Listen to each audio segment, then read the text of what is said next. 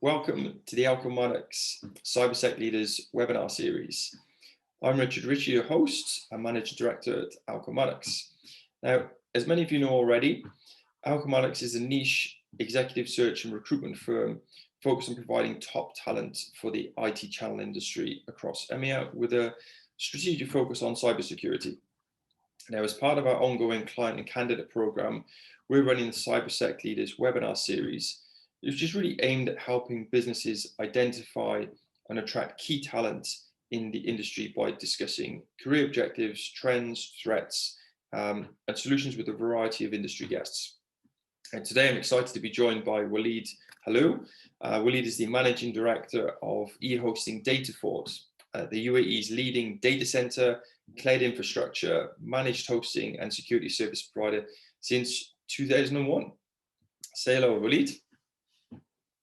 Hi everyone. Again, thanks Richard for the opportunity and thanks for everyone attending. Excellent.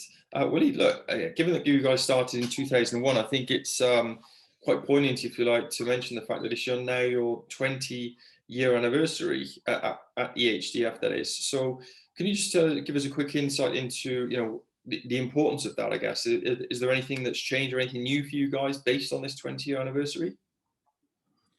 And again, hi everyone. Thanks, Richard, for the opportunity. Yes, it is the 20 years anniversary for the company. When they started by building the first data center, and it was a joint venture between TCOM, Dubai Holding, Dubai Internet City, together with IBM as the main technology leader at that time.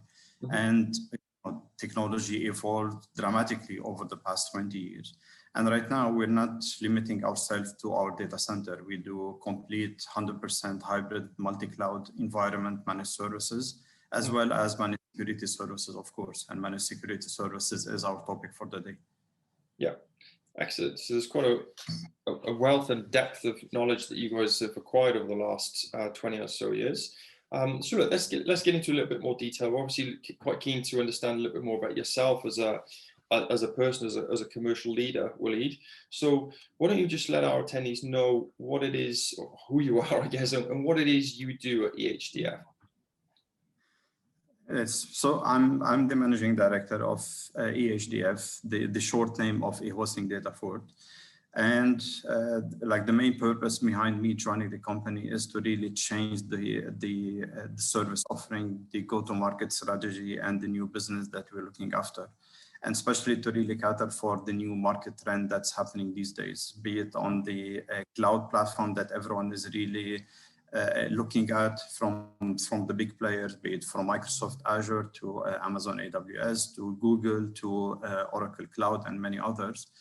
Also, for the existing organization where they have an existing infrastructure on-prem or hosted at our data center or other data center, and really try to really understand how can this help them for the coming 5 to 10 years organization migrate and from their existing core applications and business toward the new environment. And this is where our main focus as a company has started establishing for the past 2 years. Excellent. So you mentioned go-to-market strategy as well. So you're responsible, I guess, to define and redefine your approach as the market shifts, right? Yes. So I'm responsible for both for the operation and introducing and the introduction of new services, as well as driving the sales, driving the growth, and ensure I would say the compliance with the new market trend, and make sure that we are at the major player within the market. And it's not only just in the UAE, it's covering all of the Middle East, because we belong to the MDS Computer Group, which is the largest IT company or IT group within the region. And at EHDF, I think it's important to state that you guys are actually part of a much broader group, the Midis Group, right? Correct. Yeah. So Midis Group is covering from Eastern Europe to South Africa, and MDS Computers, everyone, especially in the region of the UAE, they know MDS Computer. They cover all of the Middle East and particularly in the UAE. Yeah. Excellent. And there's definitely a lot of, I guess, power that goes along with being part of such a large group. You've obviously got the support, and that enables you to deliver for clients in a way that perhaps smaller companies on their own are perhaps not able to do, right? Yeah, so we cover, I would say, as an advisor or the consultancy, we go from small to medium or corporate customers towards large and large enterprise customers. So we cover both. And depending on the requirement, depending on the level of depth, we really segregate the different services that really cover what the customer is really looking for. And it's not only just on the security, because we don't see the security as one single player. Yes, we cover a different operation side of the business as well. Excellent. Okay, so look, let's take a step back a second, because obviously we're now talking about eHDF, which is your current employer, where you've been for a few years. But I'm also interested in understanding a little bit about your career to date, and I guess really what has led to the movement between organizations, because I understand quite a while back you used to work at Microsoft and you were there for quite a long time as well, right? Yes, so I started back in maybe 1995, 1996. Did the implementation of the first novel network back then for the Beirut airport. And we did the first line of business retail operation 24/7 back in 1999 for Beirut duty free. And at that time, we used to work a lot with the Microsoft services team. And back into the year 2000, they said, okay, why don't you come and join Microsoft directly to really build the services organization and service offering for Microsoft. And I started the journey back in February 2000. For almost maybe 14 to 15 years. I did several roles within Microsoft, channel development, distribution management, direct sales engagement between corporate segment and enterprise segment and public sector. I took for almost 2 years for especially service providers. And in 2012, 2013, I joined another distribution company where they were looking to really develop a new services and new business stream across the Middle East and North Africa region. I spent there almost 4 years and a half, and then I joined InfoVista as the service providers leader for Eastern Europe, Middle East, and Africa. And this is where I took a deep dive into the service provider offering. At the same time, I built in parallel an industrial IoT company, and we developed the first and the most innovative industrial IoT projects together with Nestle back in 2018, and still like one of the best showcase that everyone really refers to in the region. And towards the end of 2019, I was asked by the group to really come and join the company as eHosting and to really build a new go-to-market and new plan for the company. And here I am with the current I have. Well, it's been quite a journey by the sounds of it, but you've had, it sounds like you've got a lot of exposure from different parts or different sides of the industry, different perspectives. And I think that puts you in a unique position to define go-to-market as well, certainly given your exposure to how the industry has shifted over the last 20 years, I guess, really. Yes, and I believe this is, I would say, the experience that I really encourage everyone to go through. Yes, not only just from a career point of view, but from a personal experience and from a personal knowledge. Because whatever the discussion is on the table, you see yourself that you're able to really understand it, you're able to see it technically, you'll be able to see it commercially, you'll be able to see it, how it really covered financially, how the impact is on the P&L, what are the pros and cons, how you'll be able to really build it further. So I really encourage everyone to really have a broader view of the different technology that is available in the market rather than sticking to one single industry or one single scope. Yeah, I mean, you and I remember a conversation you and I had quite a few weeks ago, actually. We were talking about exactly this point whereby, you quite often come across people who are class themselves as experts in the industry, but they're experts as far as one product or service goes.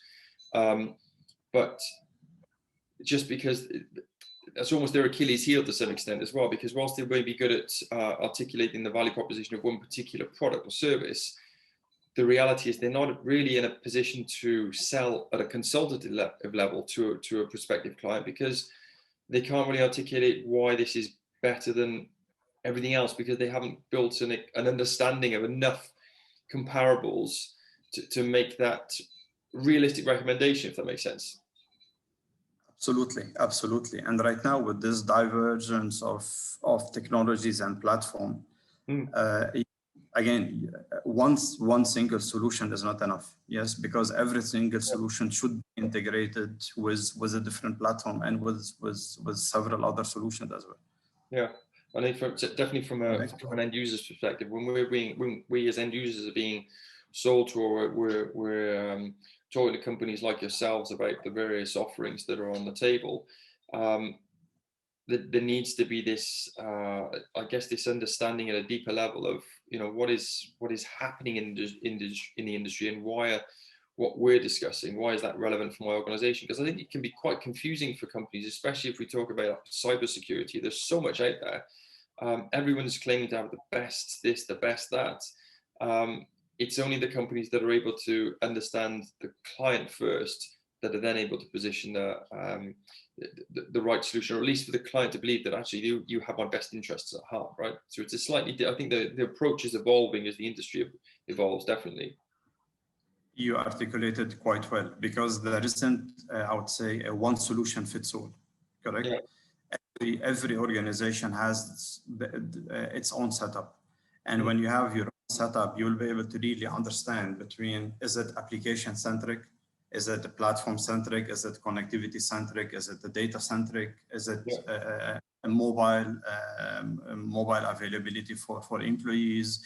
Is it because of the application? Is it available on a SaaS platform? Is it developed internally?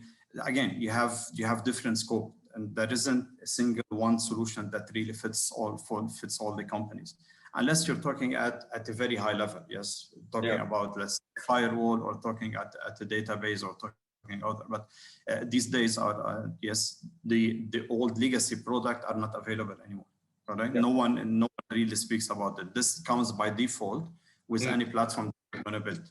Okay, right now you're talking about, okay, how can I secure my container? How can I secure my data? How can I secure a customer accessing my platform from a mobile? How can I make sure my platform is available 24/7? How can I secure the transition and the migration from an existing on-prem to the cloud? So it's completely different scope, the completely different requirement. And since it's quite complex, if you have a focus of certain area only, you don't have a bigger view, then you get stuck, and the customer will not feel comfortable to really work with you. Yeah, exactly. I think you hit the nail on the head. The comfort level of the customer needs to be paramount, because otherwise they're not going to believe you. They're going to believe at least that you have your best interest, their best interests at heart. So look, what I'm interested to understand from yourself, Waleed, obviously you've been in the industry for quite a while, but if we look back to the last 12 to 18 months specifically, how have you seen the cybersecurity industry change? Well, look, that is an evolution that's happening almost every, I would say, every quarter or every 6 months at least, for each and every industry. Yes, but I think the biggest shock that the industry took is when COVID hit. Yes. Yeah, sure. This is where people are not working from home anymore, or employees are not working from office, they're working from home, correct? Yeah. Data is secured. My access to the server and availability of the server is not there because the IT or the technician cannot access my server because of a lockdown or because of others. I will not be able to really maintain my 24/7. And suddenly you shifted from an 8 to 5 job, where every organization is moving towards 24/7, every single organization. It's not only just retail, and it's not only distribution. Government are shifting towards 24/7. Banks are shifting for 24/7. Yeah. So this shift required another shift from a technology point of view. And when you're doing this shift, you have 2 or 3 different perspectives to look at. Your core business, the availability of the core business, and the security of the environment. The security of the environment covers where the data resides, where the core business is deployed, and where the people will be accessing it from home, from their mobile, from their tablet, from their personal devices, from their company devices, and from others. So you have to look at all these points at once and really identify what would be the best solution to really cover it. That's for going back to the previous message, where it's not only just one single product. You will have multiple products and multiple solutions that you have to look at. Okay. You see that the evolution of secure access, secure SASEs, or CASPs, the cloud access security brokers, or looking at zero trust, or looking at CI/CD, continuous improvement, continuous development, and now there is continuous security as well that has to be involved. People shifting from virtualization environment to containerization environment. All this is bringing more and more complexity, and there's a bigger complexity that's coming and adding into it, that most of, for example, most of the new digital platforms that are being built is being built on open source. And the moment that you have open source, yes, you don't know exactly the background of the developer, be it an individual or the company who's really developing, if they are really taking the secure by design or secure development into consideration. And we've seen organizations launching their platform, and it turned out that security measures were not taken at all. So you have those titles that involved, you have your ISO that has been involved, but very few they are really adopting all these processes, all these compliance rules, just to make sure that I'm releasing the platform that is completely reliable and completely secure. So I believe COVID is a big learning curve for everyone across all the organizations, so that they will be ready for the future. And it really fast-tracked the cloud adoption, really fast-tracked it. Yes, in a way that no one would have imagined, that one day I will not be able to really see my server anymore. I will just sign an agreement on a website, and it will be there managed by someone. Correct? So it's a major shift. It's a major shift. Yeah, definitely. I think what's interesting is the, I guess the payment model as well, right? Switching from capex to Opex. Obviously the need for digital transformation, which has brought about the increased need to increase our cybersecurity posture, but then also because of what's happened over the last 18 months, because a lot of companies have been hit in the pocket, they're also looking at different ways to fund their business. So like I say, whether that's capex or Opex, this is a conversation that many companies have had over the last 12 to 18 months as well. And coming from a managed service provider like yourselves, there's a number of different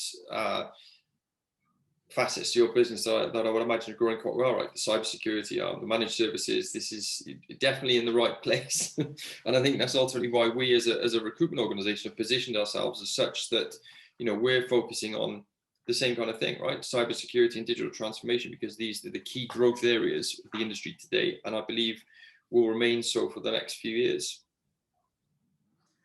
It is. And if you see, Opex is more towards, I would say, financial ease for the company to really adhere of. Yes, because no one is really investing in large capex anymore. Opex is one of the solutions that many organizations are really looking for. But it really presents a small percentage, not a big percentage. The biggest percentage is about the trust. The biggest percentage is about how you'll be able to really consult and advise the customer where they will be able to really see themselves in 3 to 5 years, and how you'll be able to really take them through this journey. Yes, the journey might be cloud migration, the journey might be a core business replatforming, the journey might be moving from an on-prem towards the cloud. Be how I will be able to really secure my data, where the data can be accessed via the customers, or the customer employees, or the customer agents, or customer remote field as well. So you have to look at the bigger spectrum, and you have to show and you have to present to your customer the biggest spectrum. And I think we're lucky enough within the company so that we're able to really look from this regard to the customer, where you'll be able to really look at the operation exactly the same way that we look at the sales and the commercial. It's not only just sales and commercial. It's not like go for the cheapest product for a bigger percentage so that you'll be able to really apply, because there's no solution fit all product fit that is really meeting all the customer requirements. I have there's a question that one of our attendees has raised. So Noam says, how to tackle geographical data integrity requirements of clients? So you have to look at several key areas between technology and between compliance. If you're looking at compliance and looking at the data residency issues, you have to look that this means you have to adhere with an in-country availability. If this is an issue, data residency, and looking for only for high availability and across multiple regions, you'll be able to really check if your technology is more towards a single platform where you'll be able to really go and select single cloud, or you do a multi-cloud environment, or you do towards a SaaS environment where you just go and subscribe for a software as a service. So based on, I would say, an in-depth evaluation that you go through this exercise together with your customer, you'll be able to really cover all these points, and accordingly, you'll be able to really advise what would be the best solution for the customer. Yeah. But we can tackle it across different perspectives, and we can advise what would be the best solution that the customer can really choose from. Yeah. Excellent. Yes. Thank you. Thanks for the question, Noam. Thanks for the question. Okay, so moving on. So we've looked at the last kind of 12 to 18 months, but what do you see as the single, if we now kind of roll this forward, what do you see as the single greatest challenge for the industry currently, and how do you feel that challenge may be met and overcome? I think the challenge has two parts. Yes, it has a technology part and it has a people's part. If you look at the technology part, it is evolving. All the companies are evolving dramatically. If you look at the security industry over the past, I would say at least 18 to 24 months, every single company is acquiring small companies. And again, if you see the trend of these acquisitions, they are small technologies toward the digital platform, towards the cloud platform, because this is not something that they were able to really think of over the years. Yeah. Rather than they're just taking all these small components that they are missing or a gap within existing platform so that the platform would be rich. And in this regard, you can see where the biggest threat will come. The biggest threat will come from the cloud adoption. So over the past 20 years, where there was very limited cloud, there were too many connectivity, network, platform, application, different 7 layers that everyone used to go through.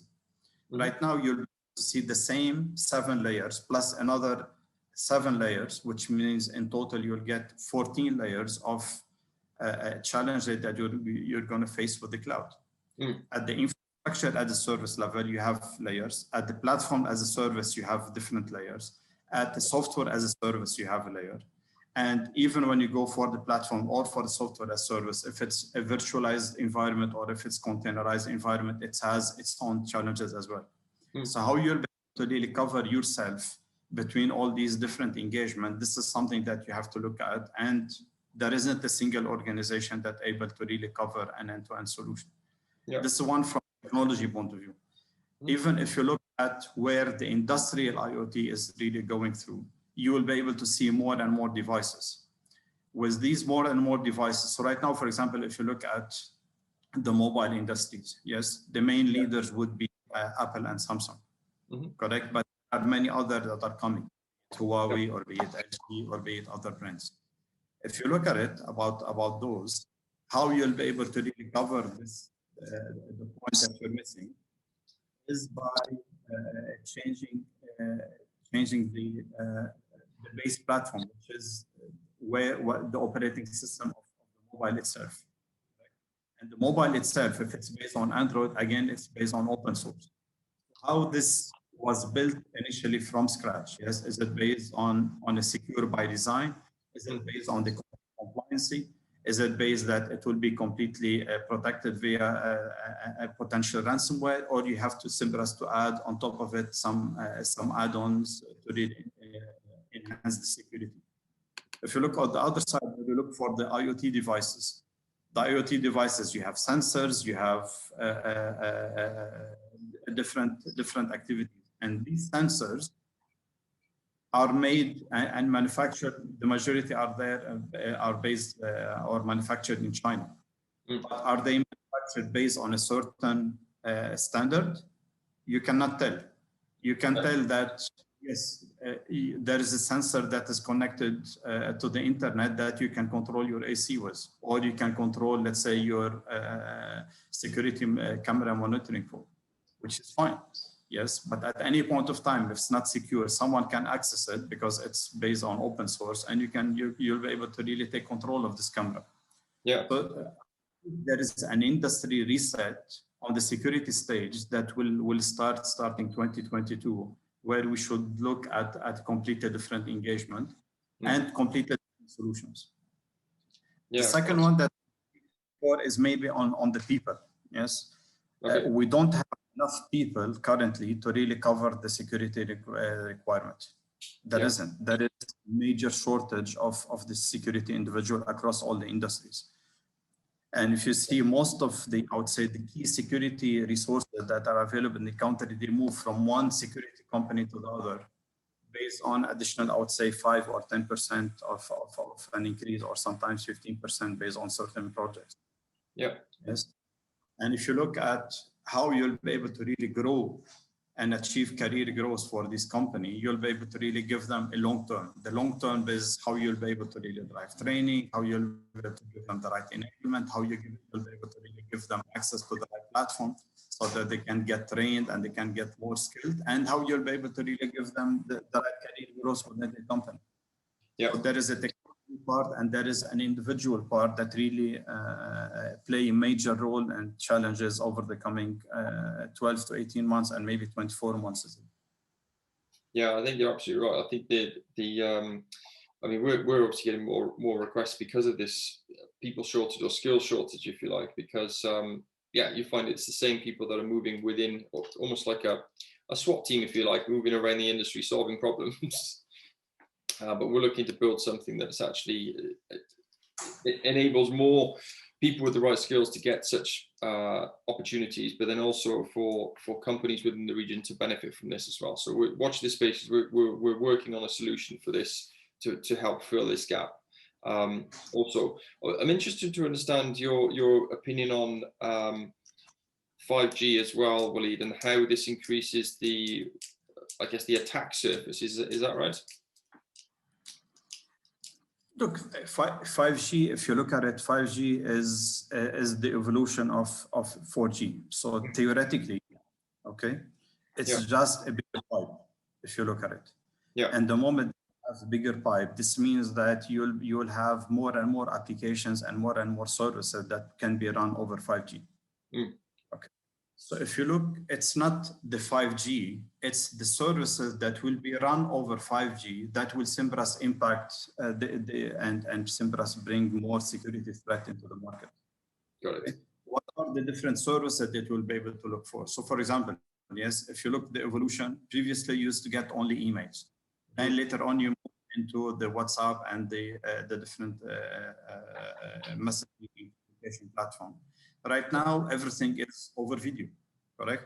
Yeah. Or everything, video calls, about video submissions with the social media, about communication, about streaming and technology. So you're just allowing bigger pipe. This means you have more and more services that you'll be able to really run online. Now, these services, you have to look at these services if they are secure by design, if they have the right protection, if they have the right encryption, if when you establish the right connection, if it's encrypted or not.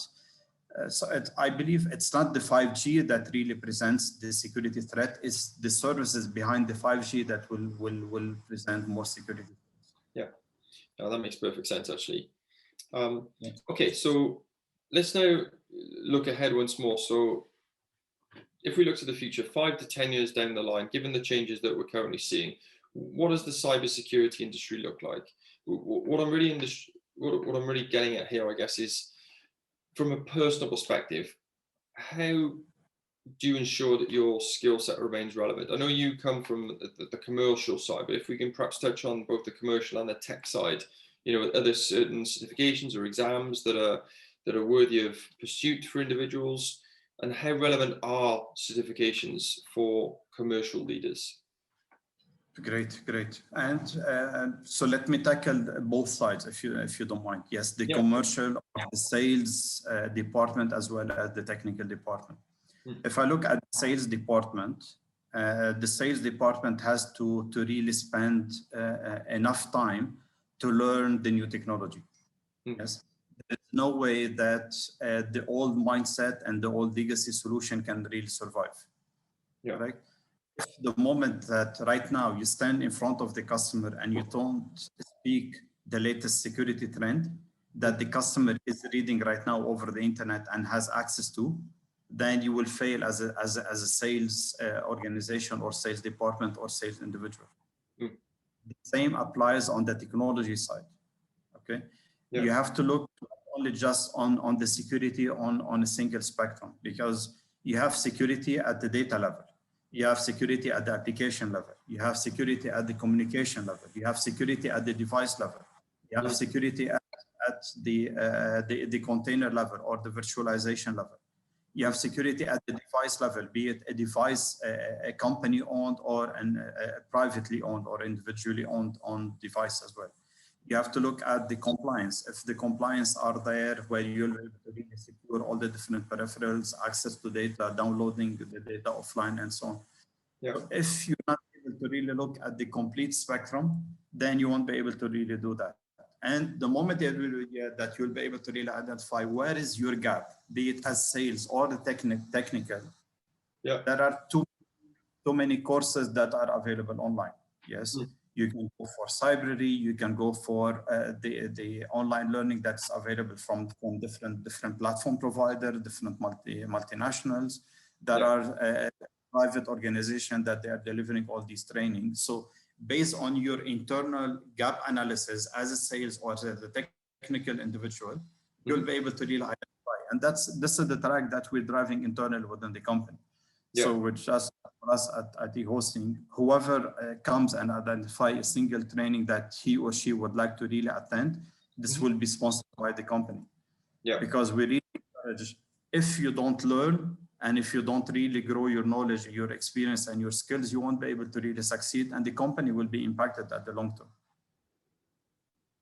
Yeah, 100%. I think it's important to make that commitment as well, as far as your employees go. You're investing in their future in this way. You're investing in your own future also, right? Because you'll make. So it's a joint commitment that has to be delivered. The company has to support, and the individual has to step up and to really identify what is really required for them to really deliver better.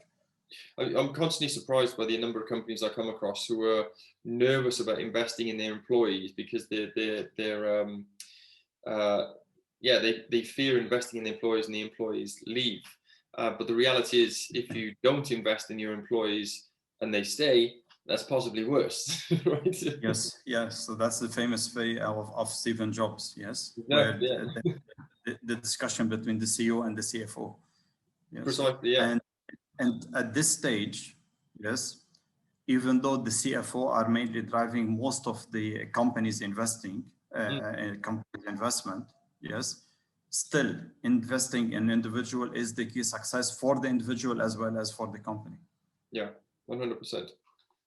Yes. Okay, great. So now, as an organization in the cybersecurity industry, what do you believe are the key factors in attracting great people? Because we've obviously talked about how you look after them, but how do you attract talent to your organization? So we have two sides. We have two sides of this. Yes, the first one is identifying the right resource with the right mindset and with the right, I would say, competencies of being a team player. Okay, this is far more important than bringing someone who's technically competent or has, let's say, 10 or 15 certifications in an area. Because when you have the right mindset and when you're a team player, anything on the technology side or on the learning side can be taught over 3 months, 6 months, or 1 year. Yes. Yeah. If you have this mindset. Look also on the other side, yes, as a company, your commitment is to really deliver the right platform for the individual. Whoever is going to come and join, he or she should be able to really see the right commitment, the right technology platform, the right career path and career growth opportunity, and the right support from the company if they want to really learn something new. So again, it's a joint, I would say, commitment, and it's joint effort between the company as well as the resource. If you'll be able to really provide us as a company to the employee, and if the employee find themselves that, yes, they can learn, they can be challenged, they can drive more excitement, and they can grow, then definitely will be a win-win situation. It's not always one direction, but still at any point of time, you'll be able to see some individuals only interested on the actual merit, financial merit that they will be able to really get. So for them, they just leave for, I don't know, additional 5 or 10% increase on salary, and they don't care about short versus long-term engagement and career growth within the same company. Yeah, it's an interesting point, because often when we're discussing careers with candidates, part of our process is to qualify candidates, and ultimately a candidate that says I'm always interested in opportunities is, in our sense, not qualified, because they need some degree of motivation to move. That's obviously to be pulled towards a new organization, but also the push factor pushing them away from their existing organization. So we're always looking to understand, what are the drivers for change for individuals. And I have to say, money is never the number one factor. It's typically growth. Can the organization that I'm potentially discussing moving to offer me the opportunity to grow and develop as an individual? Will they support my exams? Is there a career path? Quite rightly, like you've already mentioned, Waleed. I think that's super important, because otherwise you get into a position where if someone's just chasing the money, there's little vision in them in your future employee. You ultimately want someone who wants to be there, not forever, but certainly, let's say 5 years. I think that's an adequate amount of time to have developed within an organization before they perhaps move on to something else. But growth is 100% the number one driver for change amongst candidates that we discuss. Correct. But again, to be transparent, yes, some individuals, because of a certain financial situation, they cannot wait, for example, let's say for 6 months or for 1 year, or they cannot look for long-term engagement. Instead, prefer to go for a shorter, small increase financially. Yes, so it's an individual decision at the end of the day, I believe. Yeah, 100%. But I think the reality is, in a market that is, if we look at the cybersecurity industry as a whole for the time being, if we say if we admit that certain individuals or roles are highly sought after, then everyone's putting money on the table, right? So if everyone's putting a high amount of money, then there has to be something more than money that's going to pull them to your organization anyway. And that, to me, is the commitment. I was talking to a candidate just yesterday, actually. So they're in the process of trying to decide between 2 organizations. And the reality is their decision is not based on which company can pay me the most money. It's based on which company do I fit the best in, and which company will ultimately support me from a career perspective. Who can I see myself staying with for the next 5 or so years? And I think that's a really important thing from an employer perspective to understand, right?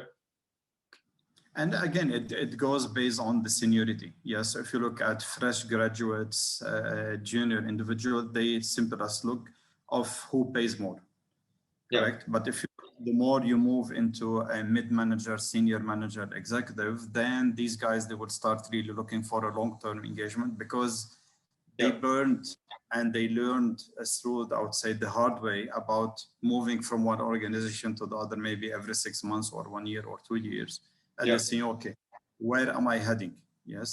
Is it because I have a few thousand dirham that I've saved, or because I built some new experience that I wasn't able to really deliver? So the more you grow, the more you will be able to really understand that long term really pays off at the end of the day. Yeah, definitely. So, Waleed, if we just come back to you as a person first. Sorry, go on. Were you going to say something else? No, what I'm saying is long-term growth within the right company for sure. Yeah, definitely.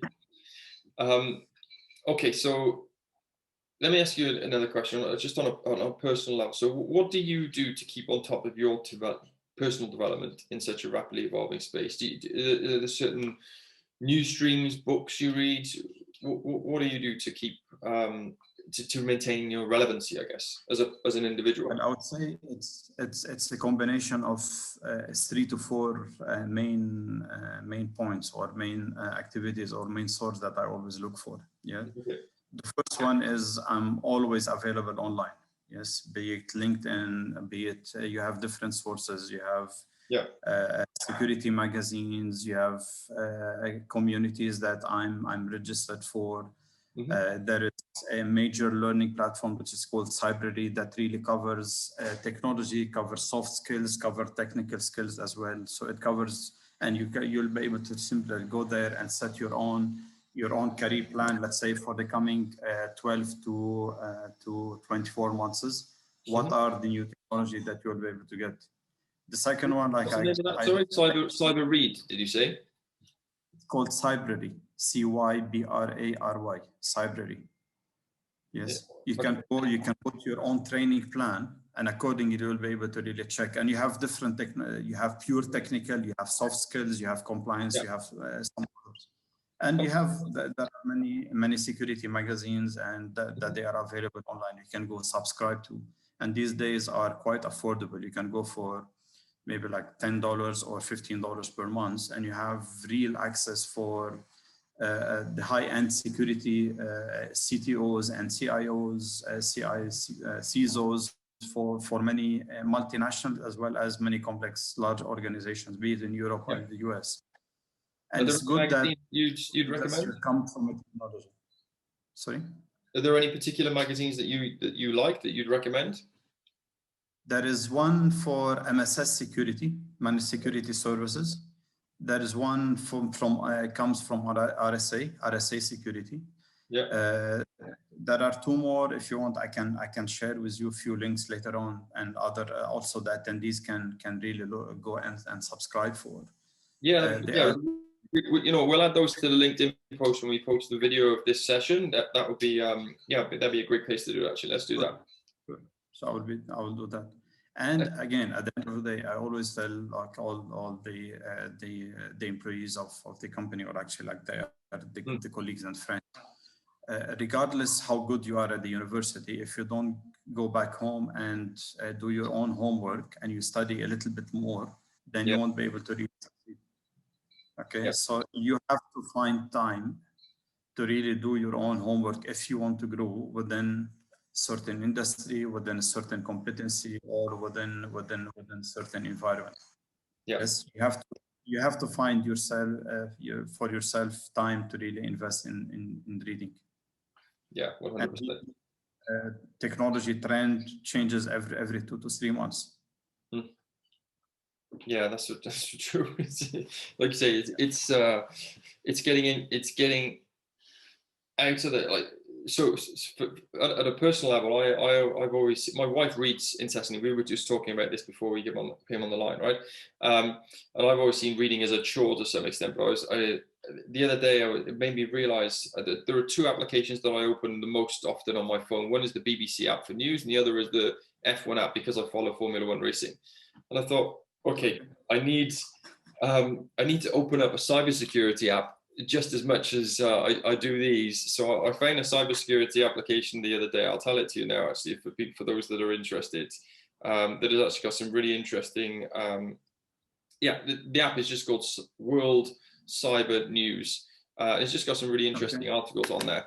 And I found, so every time I go to reach for the BBC app, I now go to reach for the Cyber News app instead, just to kind of prompt myself to to be continuously learning and just being just that awareness, like you say, it's the awareness you need of what's going on, right? You need awareness to really understand where the trend is heading and how you'll be able to really prepare yourself. Yeah. Yes, if you won't be ready. So you know that you have the Gartner hype cycle, where you have the initial learner and innovator, where they just come and they do the innovation of new technology or new services. Then it starts coming up because the increase gets higher. And then after a period, which is between 6 to 12 months, then it starts really going down, because after 12 months, this technology will start dying and another technology will simply start running up. Yeah. You have to time yourself, your engagement during this hype cycle, if you want to be at the first, or you want to be at the middle point, or you want to be at the lower point where adoption is there and it's just a matter of a legacy solution. Yeah. Earlier you jump on board, the merrier that you'll be able to really gain advantage of. Yeah, 100%. Okay, so a couple more questions to finish on. So where do you see yourself, or perhaps given your position at eHDF, where do you see eHDF, eHosting Datafort, in the next 5 years' time? Well, definitely evolving into more advanced services. Yes, we just started, and this is the message that I always tell to the team. We just started with the new services. The new services is yet to be built. Yeah. Yes, where you see AI is a major area that we need to focus, and all the new intelligent security platform will be based on AI and machine learning. Yeah. This is an area definitely that we should be, and we are investing in this space. The second one is more on the forensic side. Yeah. Yes, forensic powered by AI for sure. And the third one on, again, focusing more towards building the consultancy division within the company, because I believe people would simply play a major role moving forward within any organization. Technology would simply evolve every year. If you have the right consultancy or the right consultant within your organization, then you'll be able to really increase trust with your customers. You'll be able to really retain and drive more commitment and more loyalty, and you'll be able to really achieve further growth. Yeah. So there is a technical part, there is commitment on the individual, and there is a long-term investment from the group level as well, that they want to be for eHosting to be a regional player, not only just focusing on the UAE. Excellent. Sounds like an exciting time to be involved with eHDF, actually. So just in closing then, Waleed, do you have any advice for anyone out there who may be considering moving into cybersecurity, either as a career change or just starting out? It's the most exciting and I would say industry that you can engage and you can participate at. It keeps evolving every month. Every single month there is a new ransomware, there's a new attack that's happening at the world level. Correct? Yeah. So if you really keep yourself excited, definitely cybersecurity is one of the major industry that it should be on your top priority. Definitely. Yes. Excellent. Definitely that, but cybersecurity, especially right now, the moment that you open up the security subject with any customer, everyone gets excited. Yes, I want to learn more. I want to learn more. I want to learn more. Right? Yeah, so it's completely evolving on a regular basis. Every 6 months, there's a new trend in the security. So you won't get bored at all. You know, that's a very good question, actually. If you asked any of your clients, or anyone, I guess, in the world to some extent, do you want to learn more about X? And if you put cybersecurity there, do you want to learn more about cybersecurity? I think the reality is most people will say, excuse me, most people will say yes, out of just an interest, or because there's a reality that now we need this acute understanding of how best to protect ourselves, right? Absolutely, absolutely. Excellent. Well, listen, that's all we've got time for today, Waleed. I've actually, I've really enjoyed this chat with you. You sharing your thoughts and advice, Waleed. Yeah, thank you. Thanks to all our guests who joined us today as well. Hope you've enjoyed listening. A recording of this session will be posted on the Alchematics website. That's alchematics.com/webinars in the next few days, and our company page on LinkedIn also. So please follow us and like for updates. We'll be back again here next month with another CyberSEC leader. If you'd like to join as a guest on a future session, please email me directly at richard@alchematics.com. But also, if you or your company needs help in sourcing top cybersecurity talent, then again, please reach out to me directly at richard@alchematics.com. My team and I will be happy to support. So thanks again, Waleed. Thank you. Thanks, everyone. Thanks, everyone, to attending, and looking forward for your next session. Excellent. Thanks, Waleed. Take care. See you all next month.